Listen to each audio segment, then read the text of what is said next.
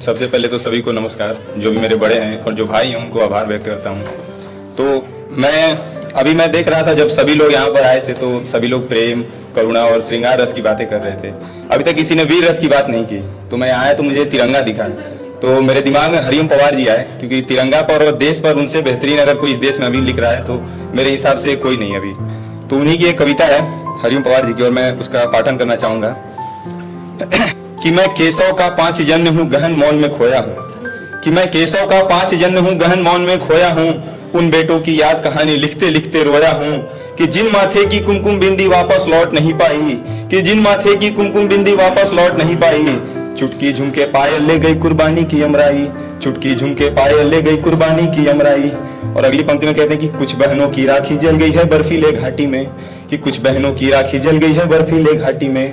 वेदी के गठबंधन मिल गए हैं सीमा की माटी में, और पर्वत पर कितने सिंदूरी सपने दहन हुए होंगे, कि पर्वत पर कितने सिंदूरी सपने दहन हुए होंगे।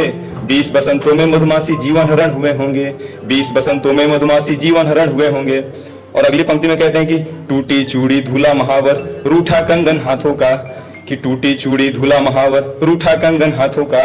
कोई मोल नहीं दे सकता वासंती जज्बातों का, जो पहले पहले चुंबन के बाद लाम पर चला गया, कि जो पहले पहले चुंबन के बाद लाम पर चला गया।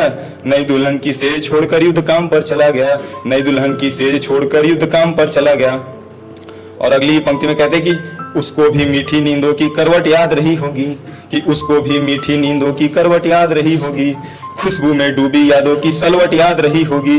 और उन आंखों की बूंदों से सातों सागर हारे हैं, कि उन आंखों की बूंदों से सातों सागर हारे हैं। जब मेहंदी वाले हाथों ने मंगलसूत्र उतारे हैं, कि जब मेहंदी वाले हाथों ने, बहुत शुक्रिया, कि जब मेहंदी वाले हाथों ने मंगलसूत्र उतारे हैं। और अगली पंक्ति में वो जो विधवा है उसकी व्यथा बताते हैं कि गीली मेहंदी रोई होगी छुप के घर के कोने में, कि गीली मेहंदी रोई होगी छुप के घर के कोने में। ताजा काजल छूटा होगा चुपके रोने में, कि ताजा काजल छूटा होगा चुपके रोने में। और जब बेटे की अर्थी आई होगी सुने आंगन में, कि जब बेटे की अर्थी आई होगी सुने आंगन में। शायद दूध उतर आया हो बूढ़ी माँ के दामन में, शायद दूध उतर आया हो बूढ़ी माँ के दामन में। और अगली पंक्ति में कहते हैं कि वो विधवा पूरी दुनिया की बोझ सर ले सकती है, जो अपने पति की अर्थी को भी कंधा दे सकती है। मैं ऐसी हर देवी के चरणों में सिर झुकाता हूँ, कि मैं ऐसी हर देवी के चरणों में सिर झुकाता हूँ। इसीलिए मैं कविता को हथियार बना के गाता हूँ, इसीलिए मैं कविता को हथियार बना के गाता हूँ। बहुत शुक्रिया। और कहते हैं कि जो सैनिक सीमा रेखा पर ध्रुव तारा बन जाता है, कि जो सैनिक सीमा रेखा पर ध्रुव तारा बन जाता है, उस कुर्बानी के दीपक से सूरज भी शर्माता है।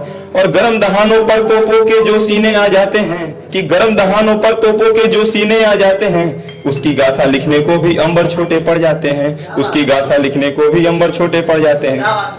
और लास्ट 2 लाइनें हैं उनकी, कि उनके लिए हिमालय कंधा देने को झुक जाता है, कि उनके लिए हिमालय कंधा देने को झुक जाता है। कुछ पल को सागर की लहरों का गर्जन रुक जाता है, कि कुछ पल को सागर की लहरों का गर्जन रुक जाता है। उन सैनिक के शव का दर्शन तीरथ जैसा होता है, कि उन सैनिक के शव का दर्शन तीरथ जैसा होता है। चित्र शहीदों का मंदिर की मूरत जैसा होता है, चित्र शहीदों के मंदिर का मूरत जैसा होता है।